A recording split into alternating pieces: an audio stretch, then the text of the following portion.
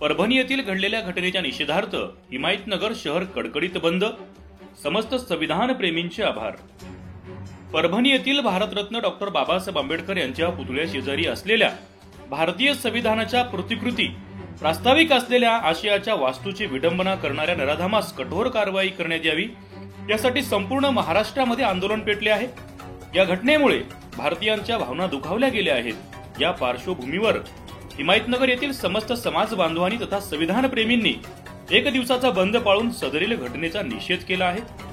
समस्त समाजाच्या वतीने IPS अधिकारी तथा DYSP शफाकत आमना व तालुका दंडाधिकारी टेमकर मॅडम यांना भारतरत्न डॉक्टर बाबासाहेब आंबेडकर चौक या ठिकाणी निवेदन देण्यात आले.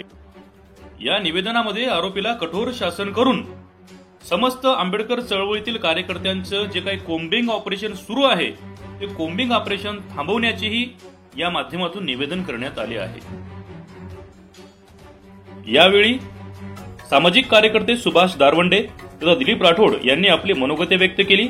सकाळपासूनच हिमायतनगर शहरातील शांतता व सुव्यवस्था अबाधित राखण्यासाठी सहाय्यक पोलीस निरीक्षक श्री नामदेव मध्ये यांच्या वतीने मोठ्या प्रमाणात पोलीस प्रशासनाचा बंदोबस्त सर्वच ठिकाणी तैनात करण्यात आला होता.